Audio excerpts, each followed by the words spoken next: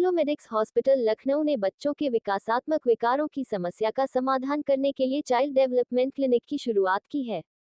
इस क्लिनिक में बच्चों के विकास से जुड़ी समस्याओं की पहचान और उपचार की सुविधा उपलब्ध होगी। क्लिनिक का नेतृत्व एसोसिएट डायरेक्टर पीडियाट्रिक्स और नियोनेटोलॉजी डॉक्टर प्रांजलि सक्सेना करेगी। डेवलपमेंटल और बिहेवियर डिसऑर्डर्स के लक्षण देखें तो ऐसे बच्चों में कई बार ये रहता है कि वो टाइम पे बोल नहीं पा रहे हैं, टाइम पे चल नहीं पा रहे हैं, टाइम पे बैठ नहीं पा रहे हैं, आई टू आई कांटेक्ट नहीं मेंटेन कर पा रहे हैं। अगर हम उनको कुछ बोल रहे हैं तो वो वापस पलट के जवाब नहीं दे रहे हैं, ऐसा लग रहा है कि वो सुन के भी अनसुना कर देते हैं। तो इस तरीके के लक्षण ये बिहेवियरल और कम्युनिकेशन डिसऑर्डर में होते हैं। स्पेशली अगर हम बोलें तो वो ऑटिज्म स्पेक्ट्रम डिसऑर्डर है। या फिर कई बार बच्चों में देखा गया है कि बहुत ज़्यादा हाइपर एक्टिविटी है। बच्चा ऐसा फ़ील हो रहा है कि उसके अंदर कोई बैटरी फिटेड है, उसको हम रोकना चाहें तो वो रुकता नहीं, कभी इधर भाग रहा है, कभी उधर भाग रहा है। तो ये सारे लक्षण अगर हम जल्दी से जल्दी इनको आइडेंटिफ़ाई करें, तो हम इनको टाइमली इंटरवीन कर पाएँगे। क्योंकि जब हमारा ब्रेन ग्रो कर रहा है, तो जो शुरू के 3 साल हैं, वो बहुत ही इम्पोर्टेंट टाइम रहता है। अगर उस टाइम पे ब्रेन का पूरा माइलिनेशन हो रहा होता है, अगर उस टाइम पे हमने इंटरवेन किया, तो जो आउटकम आते हैं, जो बच्चे का क्वालिटी ऑफ लाइफ है, वो फार बेटर होगी एज़ कम्पेयर टू कि अगर हम बाद में कुछ इंटरवेन कर रहे हैं। बाकी इस क्लिनिक में हाई रिस्क न्यूबॉर्न्स देखे जाते हैं। ये न्यूबॉर्न्स वो न्यूबॉर्न्स हैं जो किसी न किसी वजह से डिफरेंट एनआईसीयूज़ में एडमिटेड रहे हैं, या तो उनको कोई बर्थ पे ऑक्सीजन रिक्वायरमेंट रही है, या वो क्राई नहीं किए हैं बर्थ पे, उनको कोई झटके आए हैं, या दिमागी बुखार जिसको हम मेनिंजाइटिस बोलते हैं या सेप्सिस बोलते हैं, या बर्थ पे बिल्कुल उनको सीवियर जॉन्डिस हुई है जिसकी वजह से खून भी बदलना पड़ा है। तो ऐसे बच्चों में ये फ़ॉलो-अप शुरू से किया जाता है। लगभग 1 महीने से अगर हम देखें तो हमें कुछ साइलेंट मार्कर्स मिलना शुरू हो जाते हैं कि कुछ न कुछ इसमें डेवलपमेंटल डेविएशन चल रहा है। तो ये डेवलपमेंटल डेविएशन आइडेंटिफ़ाई करना बहुत इम्पॉर्टेंट है, जो कि हम रूटीन पीडियाट्रिक क्लिनिक्स में एकदम से नहीं कर सकते हैं। इसके लिए हम पूरा उनका न्यूरोलॉजिकल असेसमेंट करते हैं, जिसमें देखते हैं कि उनकी टोन कैसी है, उनका बिहेवियरल कैसा है, सारी चीज़ें देखी जाती हैं, और साथ में एक डेवलपमेंटल असेसमेंट करते हैं, जिसमें देखा जाता है कि बच्चा जो है वो अपनी स्किल्स टाइम पे एक्वायर कर रहा है कि नहीं कर रहा है।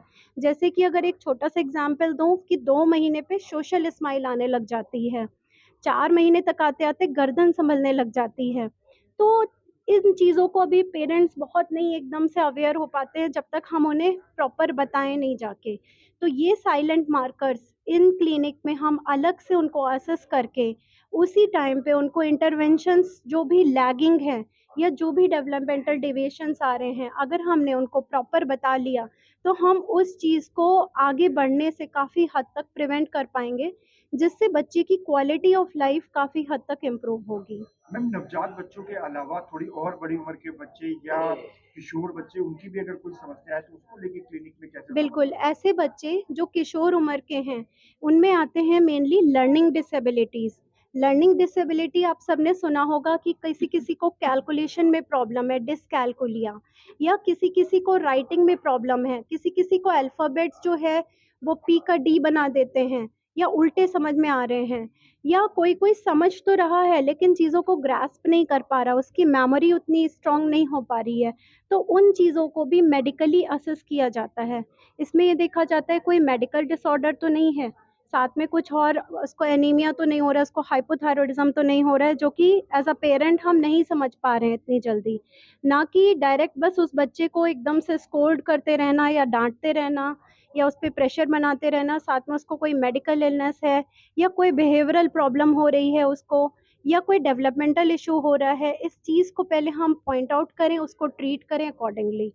तो लर्निंग डिसेबिलिटी हो गई, एडोलेसेंट बिहेवियर रिलेटेड इश्यूज़ हो गए जैसे कि इम्पल्सिविटी, कंडक्ट डिसऑर्डर, और एकदम से रुकना नहीं, कुछ और इश्यूज़ आना, एडोलेसेंट इश्यूज़ आना, तो ये सारे इश्यूज़ भी इस क्लिनिक में डील किए जाते मैम, हैं। कई बार बच्चों के विकास को लेकर के भी पेरेंट्स बहुत चिंतित रहते हैं कि लंबाई नहीं बढ़ रही है, हाँ। वज़न नहीं बढ़ रहा हाँ, है, तो हाँ। उसके लिए इस क्लिनिक में क्या हाँ, कुछ? उसके लिए देखा जाता है कि बच्चे में जेन्युइनली कोई ऐसी प्रॉब्लम है जिससे उसका लॉस ऑफ एपेटाइट हो रहा है, या उसको कोई डिसऑर्डर है डेवलपमेंटल जिसकी वजह से वो कुछ भी खा नहीं रहा है, या जिसकी वजह से या कोई जेनेटिक प्रॉब्लम है या कोई न्यूट्रिशनल डेफिशिएंसीज रह रही हैं, जिनको एग्जामिन करके चाइल्ड को और इन्वेस्टिगेट करके हम पता कर सकते हैं।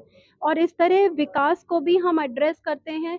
प्री मैच्योर बच्चों के हम अलग से ग्रोथ चार्ट्स बनाते हैं, टर्म बेबी के अलग से ग्रोथ चार्ट्स होते हैं, जिनमें उनके वेट की मॉनिटरिंग होती है, हेड सर्कम्फ्रेंस की मॉनिटरिंग होती है, लेंथ और या हाइट की मॉनिटरिंग होती है।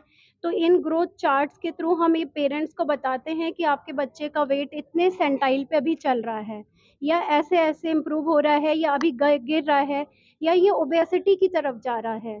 तो इस तरह हम ग्रोथ में भी उतना ही फ़ोकस करते हैं। तो ये एक तरीके का होलिस्टिक क्लिनिक है, जिसमें not only growth, development, behaviour, intellectual, cognitive development हर चीज़ पे फ़ोकस किया जा रहा है।